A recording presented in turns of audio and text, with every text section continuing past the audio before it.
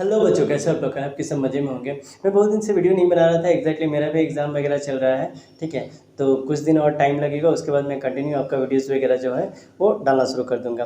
वैसे आज मैं लेके आया हूँ जेसीईआरटी का क्लास 7 का हिस्ट्री का चैप्टर 1, जिसका नाम है मध्यकाल में भारत, इसका सभी प्रश्न उत्तर। यानी आज का जो वीडियो है वो क्लास 7 के स्टूडेंट के लिए है, वो भी किसका? तो हिस्ट्री का। इससे पहले मैंने और अदर सब्जेक्ट का डाल रखा है, नहीं हुआ तो उसका आप अगर चाहते हैं तो लिंक मैं डिस्क्रिप्शन में दे दूंगा, एक बार देख लेना।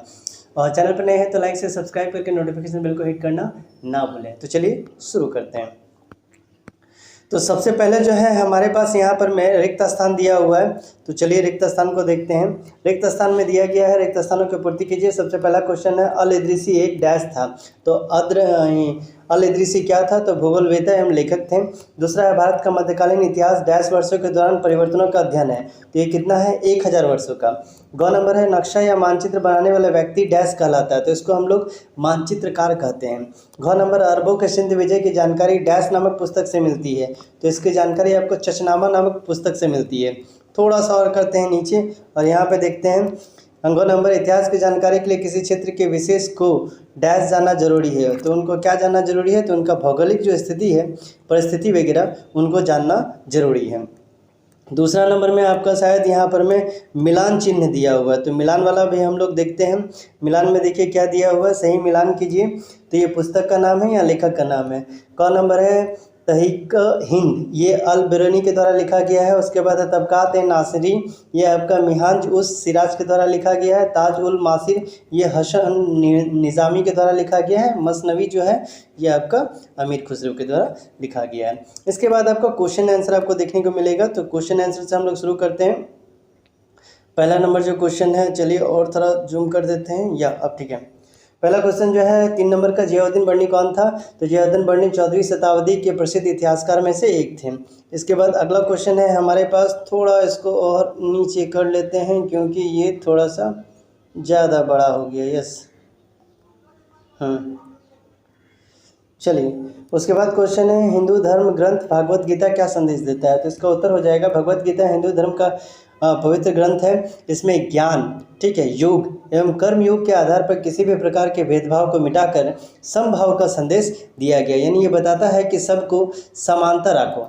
इसके बाद गौ नंबर क्वेश्चन है हिंदुस्तान शब्द का प्रयोग किन किन संदर्भों में होता रहा है? तो इसका उत्तर है 13वीं सदी में जब फारसी के इतिहासकार मिहांज सिराज ने हिंदुस्तान शब्द का प्रयोग किया था, तो उसका आशय पंजाब हरियाणा आशय होगा, ठीक है, और गंगा जमुना के बीच में स्थित इलाकों से था। 16वीं होगा में बाबर ने इस शब्द का प्रयोग इस महाद्वीप के भूगोल, पशु पक्षी तथा यहाँ के लोगों के रहन सहन का वर्णन करने के लिए किया था। जबकि 14वीं सदी में अमीर खुसरो ने भारत के भौगोलिक एवं सांस्कृतिक पहचान के लिए हिंदू शब्द का प्रयोग किया था, ठीक है। इसके बाद हम लोग घ नंबर क्वेश्चन देखते हैं। घ नंबर क्वेश्चन है हमारे पास, मध्यकाल में कृषि किस नई तकनीक का इस्तेमाल किया जाने लगा? तो मध्यकाल में कृषि पर कुछ नवीन प्रौद्योगिकों का प्रयोग प्रारंभ हुआ। कृषि के क्षेत्र में क्रांतिकारी बदलाव देखने को मिला।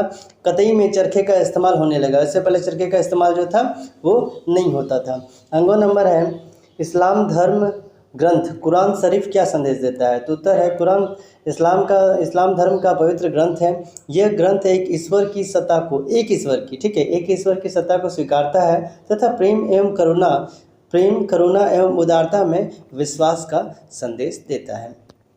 इसके बाद है आइए चर्चा करें में हम लोग जाते हैं, जो आपका लॉन्ग क्वेश्चन सब है। इसमें पहला नंबर क्वेश्चन है, यानी 4 नंबर, इतिहासकारों के लिए एक लेखक की बात का पता लगाने के लिए विभिन्न पांडुलिपियों का अध्ययन करना क्यों जरूरी है? तो यहाँ उत्तर है छापेखाने के अभाव में पांडुलिपियों के प्राकृतिक एवं लिपिक या नकल नवीस हाथ से बनाते थे। जो बनाते थे वो हाथ से लिखते थे। ऐसा करते समय लिपिक कुछ शब्दों अथवा वाक्य में फेरबदल कर दिए जाते थे। मतलब लिखना कुछ और था तो लिख कुछ और देते थे, या उसके जगह में कोई और वर्ड डाल देते थे। कालांतर में इन प्रतिलिपियों को भी प्रतिलिपियां बनाई जाने लगी, यानी उसका भी कॉपी किया जाने लगा, जिस कारण एक मूल ग्रंथ की कई प्रतिलिपियों में काफ़ी अंतर आ जाता था। जब जब उसको कॉपी किया गया, हर बार थोड़ा थोड़ा वर्ड चेंज होने लगा।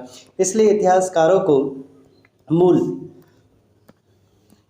लेखक की बातों को समझने के लिए विभिन्न प्रतिलिपियों का अध्ययन करना पड़ता था।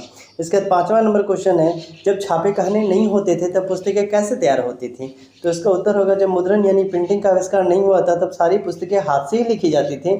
उसमें काफ़ी श्रम तथा समय की जरूरत होती थी। श्रम तथा समय कम लगे, इसी कारण मुद्रण कला का आरंभ हुआ। मुद्रण कला का प्रयोग पहली बार चीन में शुरू हुआ जब 650 ईस्वी में भगवान बुद्ध की मूर्ति छापी गई। एग्जैक्टली भगवान बुद्ध की जो मूर्ति के बारे में उसके बारे में बताया गया था। ठीक है, तो ये था आज का क्वेश्चन आंसर हिस्ट्री का चैप्टर 1 का पूरा फुल। आइए चर्चा करें, इसको भी मैंने कर दिया। मिलते हैं अगले वीडियो में, तब तक के लिए चैनल को लाइक से सब्सक्राइब करके नोटिफिकेशन बेल को जरूर हिट कर लें।